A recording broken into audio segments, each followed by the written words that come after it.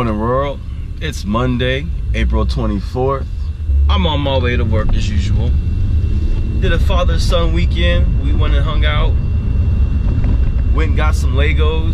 The stuff that you can make with Legos these days are just unreal. It's crazy. I remember when I was doing Legos, like I didn't do them too often, but when I did, they were big blocks. They were just either red, green, yellow, blue blocks. So all I would do is make a house out of them. That's all I could ever really do. So yeah, my son, he loves Legos and everything. And then we went to the movies yesterday and we saw The Boss Baby. Got kids, take them. It's a good movie, it's a good time. But the only thing about movies is, for me, I don't know if it's because I'm old or because I'm sleep deprived, but anytime I'm in a movie theater, I fall asleep. It never fails, no matter what time of the day it was. We went to the movie at, it was 2 o'clock in the afternoon, 2:30, and I fell asleep. And I feel so bad because my son, I know he sees me. And then it was a pretty crowded movie, so there were people next to me, and I dozed. It's not like I was out in full sleep, but I could catch myself getting ready to start snoring, and it's not a pretty sight. So I woke up, like, you know, you try to play it off, or like you wake up and you act like nothing happened. You didn't skip a beat. I missed probably a majority of that movie because I was falling asleep. So but it was a good movie, what I did see. But yeah, that was my weekend. Nothing crazy. Arizona has the worst roads, or Tucson at least has the worst roads that I've ever driven on. Man, I don't know why they're so bad. And the potholes here are large. They're not even potholes, they're pot canyons. I know it's hot, and I'm sure that, you know, all the gravel and everything, you know, dry up and get loosened up a lot easier than anywhere else. So forgive me guys for this shaky video if you guys can hear me on the road bumping. The summer is upon us. It is getting hot. Never get used to it. It's always so hot, and it always makes you miserable. If you can survive an Arizona summer, you can make it anywhere. Forget New York City or Hollywood. Yeah, it's just hot, man, and it's just hot for no reason. You just get so hot, like it makes you angry, and there's nothing you can do about it, right? Well, can't put on more clothes. My man over there getting arrested. Monsoon is a killer too. I hate the monsoon season. It's not only hot, it's hot and muggy, and that's the worst. I can't, you know, that's why I can't live in Atlanta. I can't live anywhere where there's a lot of humidity. That would kill me, and I got allergies. I've been to Atlanta once during a summer. I couldn't breathe. I was breathing through my mouth like crazy. Oh man, let me tell you guys, on Friday, I'm not a superstitious, well, I got some superstition. I consider myself like a highly spiritual person, in the sense that I believe in voodoo. But let me tell you guys, so this is like the second time I've had my cards read. It wasn't by anybody professional, it was a co-worker. She had those cards, those tarot cards, little mini tarot cards. The trippy thing about it is it's always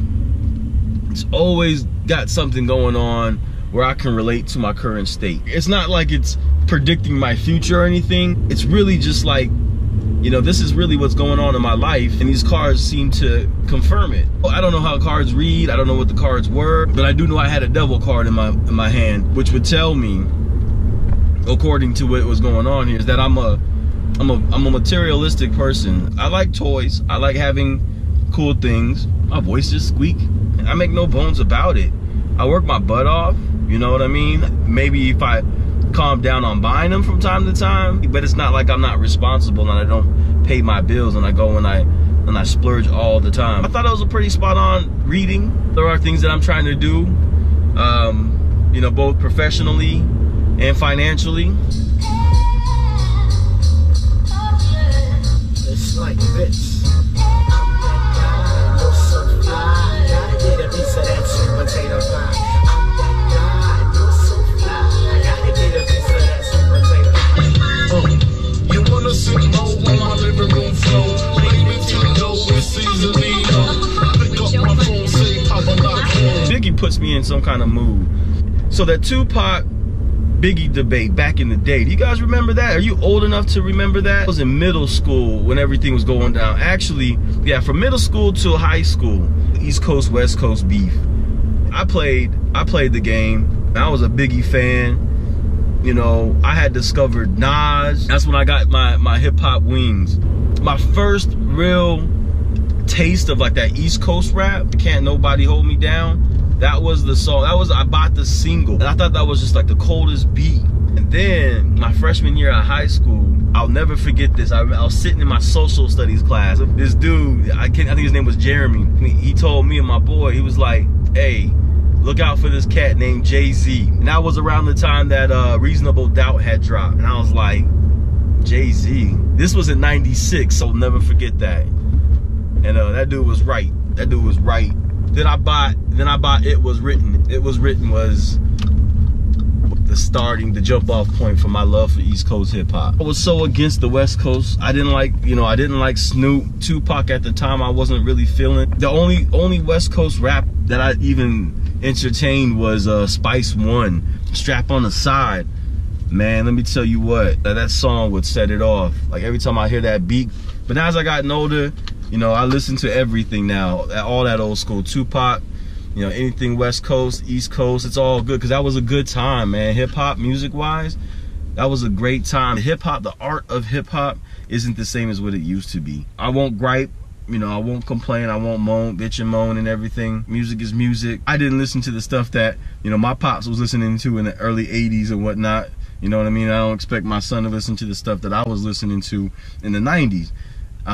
But man, that was a good era. I miss it. I miss it. That's that. I'm already at work. I appreciate you guys on this Monday ride. We'll catch you tomorrow. Peace.